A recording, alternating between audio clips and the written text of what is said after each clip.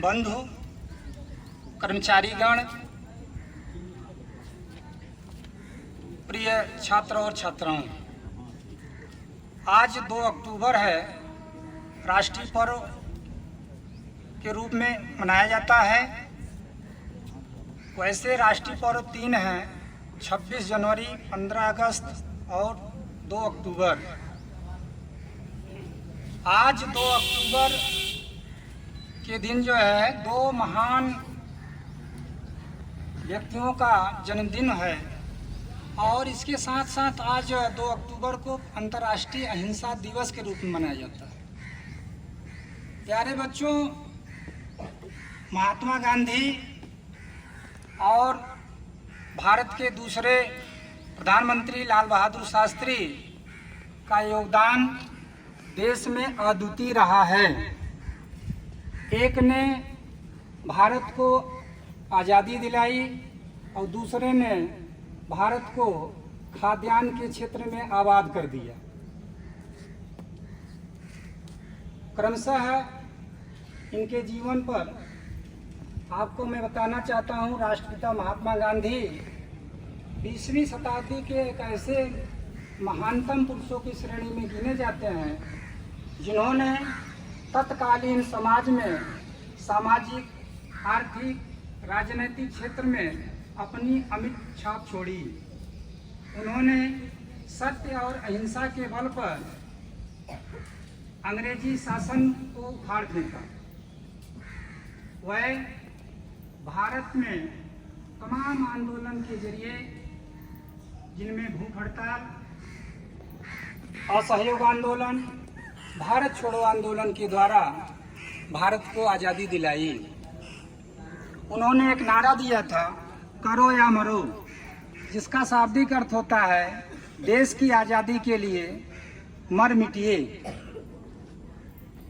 और दूसरे ने जय जवान जय किसान का नारा दिया था। इसका अर्थ होता है कि देश के रक्षा करने वाले भारतीय सैनिकों और देश के पेट भरने वाले लोगों को जय किसान जय जवान का नारा लाल बहादुर शास्त्री ने दिया था। महात्मा गांधी का जन्म पश्चिम भारत के गुजरात राज्य के काठियावाड़ जिले में पोरबंदर नामक स्थान पर हुआ था। उनका जन्म 2 अक्टूबर 1869 ईस्वी को हुआ था। उनके पिता राजकोट के छोटी सी रियासत के दीवान थे और उनकी माता पुतलीबाई थी, जो एक धार्मिक महिला थी। उन्होंने अपने जीवन में बिना पूजा पाठ किए अन्न और जल ग्रहण नहीं किया करती थी। इनकी छाप गांधी जी के ऊपर ही पड़ा। गांधी जी बचपन से ही कुशाग्र बुद्धि के थे और पढ़ने में थोड़ा मध्यम वर्ग के थे। उन्होंने प्रारंभिक शिक्षा high school, Alfred high school में पढ़ा और उच्च शिक्षा के लिए वे लंदन गए। हाई स्कूल की परीक्षा उन्होंने 18 वर्ष की अवस्था में पूरा किया और हाई स्कूल की परीक्षा उत्तीर्ण करने के बाद 1888 में वह वकालत की पढ़ाई करने के लिए लंदन गए। 3 वर्ष बैरिस्टर की पढ़ाई पूरी करने के बाद वह भारत आए और भारत में राजकोट के उच्च न्यायालय में उन्होंने वकालत करना प्रारंभ किया। कुछ दिन बाद वो असफल रहे। उसके बाद मुंबई में उन्होंने मुंबई हाई कोर्ट में वकालत प्रारंभ किया, लेकिन वहाँ भी वह असफल रहे। पुनः राजकोट चले गए। इस प्रकार उन्होंने वकालत के दौरान एक मुस्लिम व्यापारी अब्दुल्ला के मुकदमे के पैरवी हेतु वह दक्षिणी अफ्रीका गए। दक्षिणी अफ्रीका के नेटाल के उच्च न्यायालय में उन मुकदमों की पैरवी के लिए गए। वहाँ के पीठासीन, न्यायालय के पीठासीन अधिकारी ने उनको पगड़ी उतारने के लिए कहा। उन्होंने भारतीय परंपरा का उल्लंघन समझा और पगड़ी उतारने से मना कर दिया। इस प्रकार उन्होंने दोनों पक्षों को समझौते के आधार पर सुलह कराया। इसके पश्चात वह दक्षिणी अफ्रीका के प्रिटोरिया गए।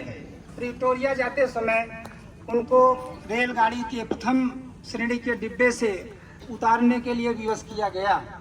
वह कदाप नहीं उतरे और वहां जाने के बाद देखा कि रंग भेद, छुआछूत दक्षिणी अफ्रीका में चरम पर था।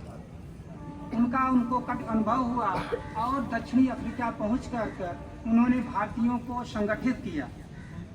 इस प्रकार बच्चों, जो अब्दुल्ला व्यापारी था उसका मुकदमा जो है कि उसमें पूरी हो चुकी थी और उसके बाद वह स्वदेश लौटे, भारत लौटे।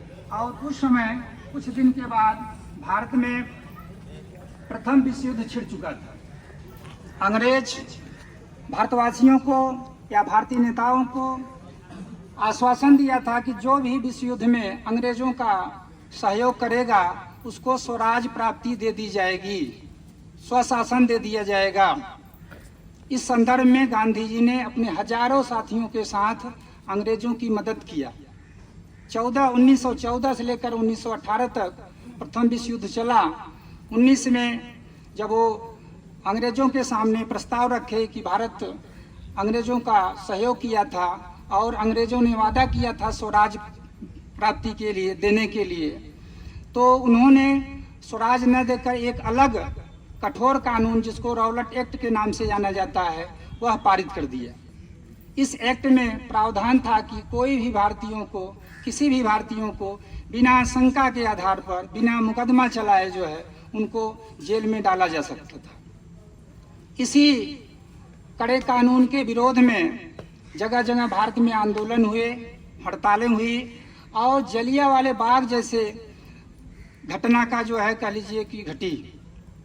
जलियांवाले बाग में इसी रॉलेट एक्ट के विरोध में वहाँ पर शांति सभा चल रही थी, लेकिन जनरल डायर ने उस निहत्थी जनता के ऊपर गोलियां चला करके एक बहुत सारे हजारों लोगों को मार डाला।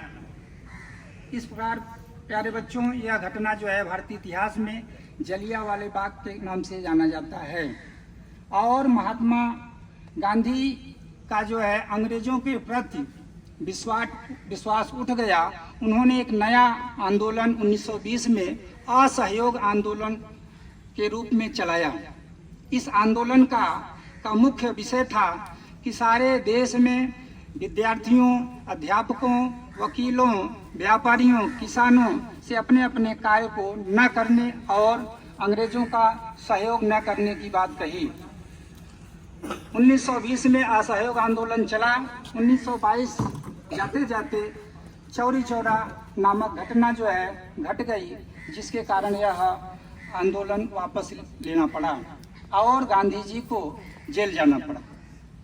जेल जाने के बाद 1929 में 6 वर्ष के बाद वो छूटते हैं और फिर नया आंदोलन सविनय अवज्ञा आंदोलन, जिसका अर्थ होता है कि हम विनय पूर्वक अंग्रेजों की बात की अवहेलना करेंगे, अवज्ञा करेंगे।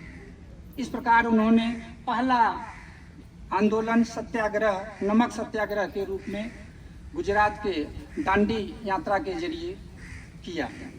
प्यारे बच्चों, 3 आंदोलन सविनय अवज्ञा, भारत छोड़ो और असहयोग के द्वारा उन्होंने भारत को आज़ादी दिलाई। इसके पश्चात संक्षेप में भारत के दूसरे प्रधानमंत्री लाल बहादुर शास्त्री के जीवन के विषय में संक्षेप में बताना चाहता हूँ।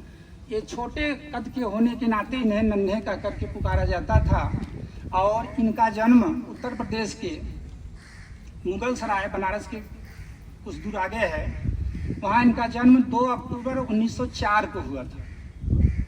इनके पिता का नाम मुंशी शारदा प्रसाद श्रीवास्तव और माता का नाम दुलारी देवी था। 18 महीने यानी 1.5 वर्ष के थे तभी इनके पिता की मृत्यु हो जाने के कारण इनकी माता जो है अपने मायके चली गई और वहाँ भी इनका मायका जो है मिर्जापुर के पास था, वहाँ पर रहने लगी। कुछ दिन बाद इनके नाना का भी देहांत हो गया।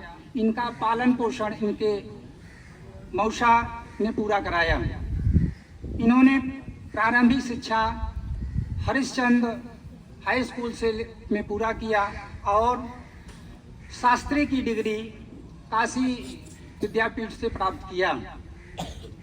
प्यारे बच्चों, यह इनका भी योगदान भारतीय इतिहास में भारत के स्वतंत्रता आंदोलन में बढ़ चढ़ कर रहा है। इन्होंने